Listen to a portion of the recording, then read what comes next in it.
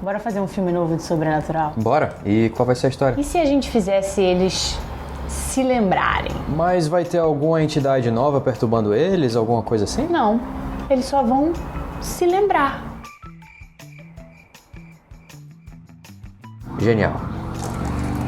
Sobrenatural 5, A Porta Vermelha, chega aos cinemas e se mostra simplesmente desnecessário. Lá vem a chata da Kate falar mal do filme. Calma lá, não é que eu achei o filme uma merda, não é isso. É que simplesmente não tinha história pra fazer o filme e você consegue perceber isso logo pela sinopse. Se você ainda não viu nem a sinopse do filme, peraí que eu vou te falar. Esse aqui é uma continuação direta do segundo filme. Lá no segundo filme, depois de tudo que aconteceu com a família, o Josh e o Dalton optam por fazer hipnose pra se esquecer de tudo que aconteceu e pra reprimir as suas habilidades de fazer projeções astrais para não acontecer a mesma coisa que aconteceu antes. Então esse filme se passa 10 anos depois disso e mostra o Dalton já indo para a faculdade. O Dalton começa uma faculdade de arte e por isso ele é influenciado a mergulhar nas suas próprias memórias para que ele pudesse passar isso para sua arte. E é nisso de mergulhar nas suas memórias que ele começou a cutucar ali o passado dele para tentar se lembrar de coisas que ele propositalmente se esqueceu, mas que ele não sabe disso. Só que essas memórias não vêm sozinhas, elas vêm acompanhadas de demônios do passado. Pronto. Viu como não tem história nova? É literalmente como se eles tivessem pego o Josh e o Dalton, lá no final do segundo filme,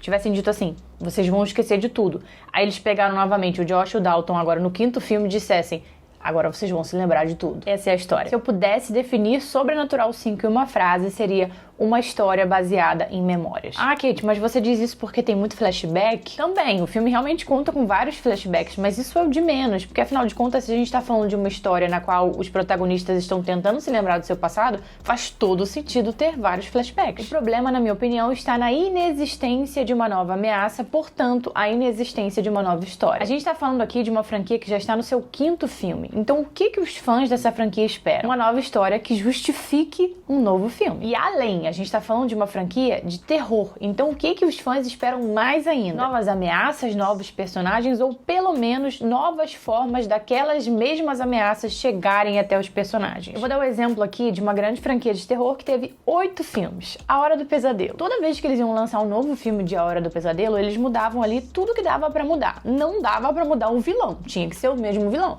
mas várias coisinhas ali eles conseguiam mudar. Isso pra quê? Pra sempre trazer uma história diferente, por mais que a ameaça seja a mesma. Então tinha que ser o mesmo vilão, tinha que ser a mesma cidade, tinha que ser a mesma forma que ele atacava as pessoas. O que dava pra mudar então? Mudavam a forma como o Fred voltava à vida depois que alguém derrotava ele em algum filme, mudavam os personagens, acrescentavam novas descobertas em relação a ele, em relação ao passado dele, inovavam também bastante na forma como o Fred matava, sempre era em sonho, mas sempre era um sonho bem diferente do outro. É assim que você mantém viva uma franquia com muitas sequências, você inova no que dá pra você inovar. Sobrenatural já era uma franquia que vinha caindo, porque por mais que eles mudassem um pouco ali os personagens, a plot principal era sempre a mesma, a resolução era basicamente sempre a mesma. Tem que ir até o além, trazer a pessoa X de volta para poder acabar com a entidade Y. E o além era sempre a mesma coisa, tudo igual. Aí você pega uma franquia que já não estava lá essas coisas e ao invés de você trazer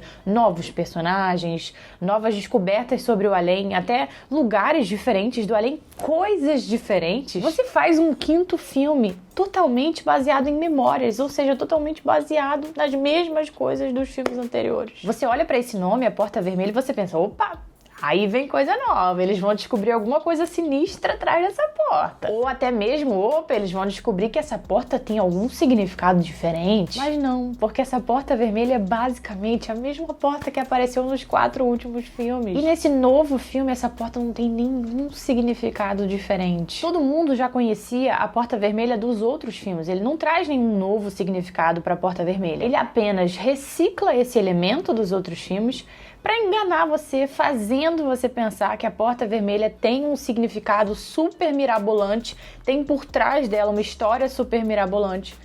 mas ela não tem. Então, resumindo, os personagens são os mesmos, as ameaças são as mesmas, a Porta Vermelha é basicamente a mesma, ou seja, a história é a mesma. E isso não é nem o pior é a solução que eles dão para esse problema da Porta Vermelha. Essa solução é a coisa mais besta que você possa imaginar, mas eu não vou nem comentar isso aqui, porque aí já seria spoiler demais, falar do final do filme. Daí, isso é a única coisa que é diferente, a forma como eles acabam com a ameaça. Podia ser algo positivo, porque, como eu disse, foi a única coisa diferente dos filmes anteriores, mas foi algo tão besta que passou longe de ser positivo. Eu acho que eu já deixei clara a minha opinião sobre a trama, né? Vamos então aos outros elementos do filme. Aqui, graças a Deus, não contamos com muitos jumpscares, eu contei alguns poucos ao longo do filme, até porque a proposta dele, em grande parte dos momentos pelo menos, é fazer a ameaça chegar na tela devagarzinho e assim criar aquele clima de tensão crescente. Isso é bem positivo pra mim, porque eu realmente prefiro esse tipo de construção de cena do que aquela cena que a gente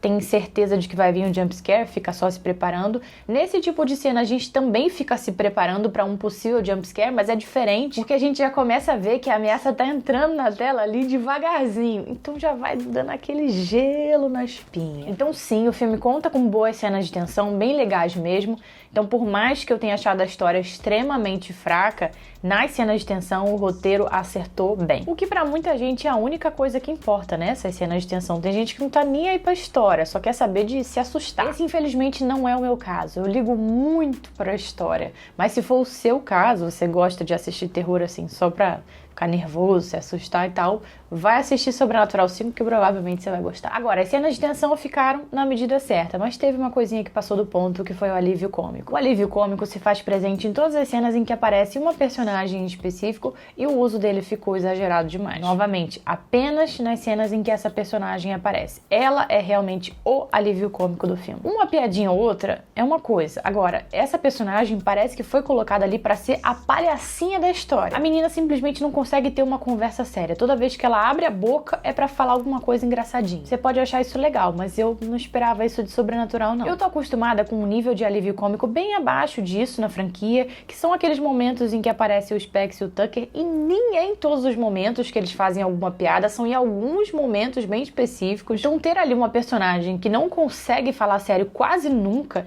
eu acho que foge até um pouco da temática, porque esse quinto filme vem com uma carga dramática muito maior. Ele tem bastante foco na relação dos membros da família Lambert, mais ainda entre o Josh e o Dalton, mostrando os problemas na relação deles, os problemas que a hipnose trouxe pra vida deles. Então eu acho que não sobrava tanto espaço pra essas piadinhas, pelo menos não pra esse tanto de piadinha que teve. Eu entendo que elas foram colocadas ali justamente pra quebrar um pouco esse clima dramático, mas eu acho que eles pesaram a mão. Em resumo, o que eu gostei nesse quinto filme foram algumas cenas de tensão, mas a plot principal, o drama familiar, a resolução, tudo isso pesou muito pro lado negativo pra mim. Eu só recomendaria esse quinto filme pra quem é fã da franquia mesmo. Ai, Kate, mas você não acha legal quem assistiu os 4 filmes da franquia assistir esse também pra fechar a história? Acredite, a história já estava fechada, porque a forma como eles fecham a história nesse quinto filme é um negócio tão idiota que você olha e pensa, não acredito. Se você já assistiu, comente aqui embaixo a sua opinião, só cuidado com os spoilers, porque tem gente aí que não assistiu ainda, e não esquece de se inscrever aqui no canal, porque se você gosta de terror, você obviamente está no lugar certíssimo. Beijinhos e até a próxima. Pode começar, eu vou ficar lendo aqui. Eu vou ficar lendo aqui. Óbvio que eu ia ter uma crise de riso, óbvio. Isso tem que ir pro final do vídeo. Agora vai você. Agora eu tô me concentrando. Eu vou escrever Sobrenatural 5 e eu vou fazer ps. Aí tu ps. Ah.